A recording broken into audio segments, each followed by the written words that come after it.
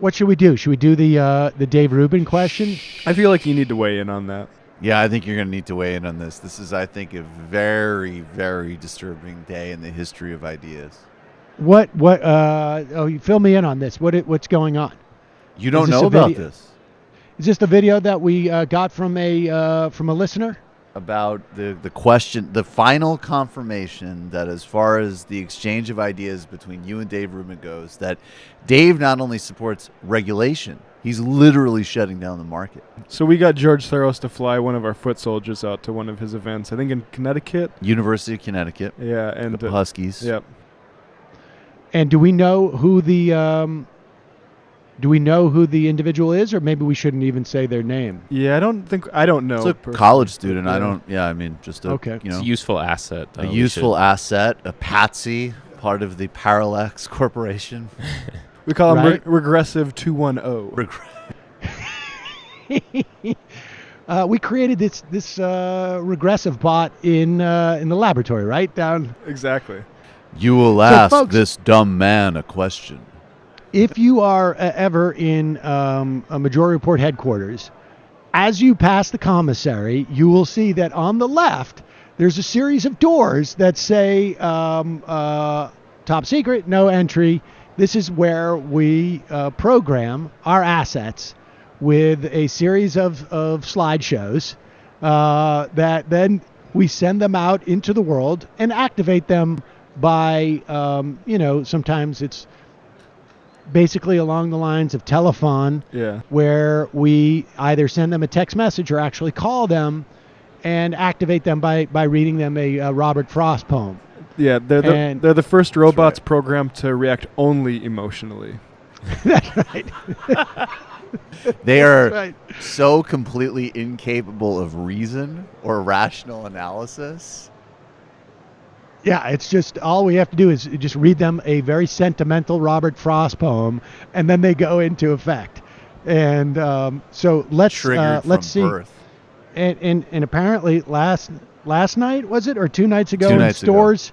Is it Stores, Connecticut? I think we unleashed one of our sleeper cells, and this is what happened.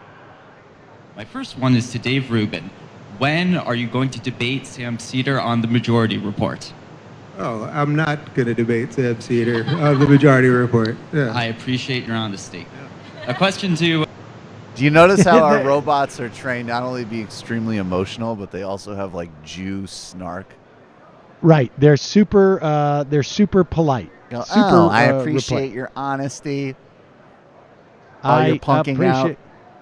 I like how Rubin's voice sort of dips when he has to say, well, I'm not going to debate Sam Seder on the Majority Report. I think he was trying to do a sort of yawn, is what that was. Yeah, he was trying to give you like these guys. I'm tired. Whatever.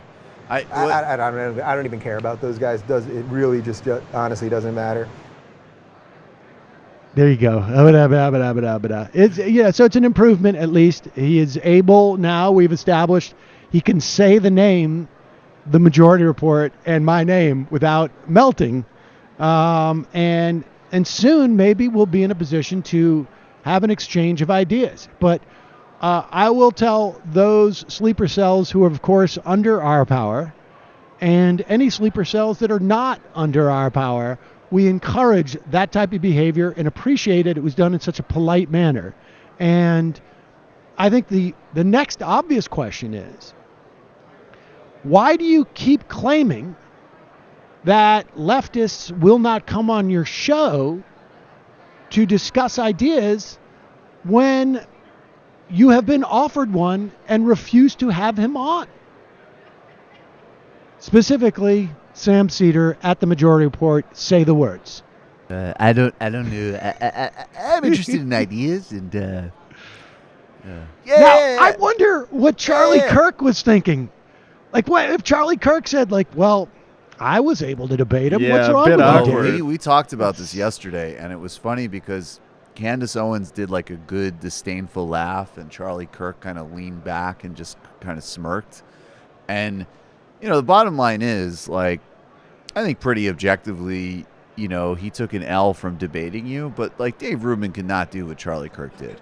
Like, it's impossible. He's not going to be able to like summon. Charlie Kirk is, I think he's completely wrong on things. Of course, but he's read But he has something. read stuff, and he has synthesized all the talking points. He manages and- to not find self-negate. Like, if he was to say, hey, you know what really sucks? Building regulation.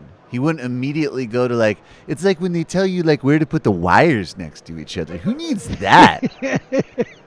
I mean, it is when I just contemplate, like, I think Charlie Kirk is a smart guy. Sure. And I think I think they're both grifters, but Dave Rubin I feel like is really running away from himself all the time. Charlie Kirk, I think, is sort of drifting towards something and finding himself. Rubin has found himself, and he's worried about what he sees. Where that self is a void. Oh, no. And he's I don't, running what away is the from word? himself. I'm kind of a little bit confused, but, well, I think to be more generous, I just think that Dave exists like purely on the ideational plane. So let's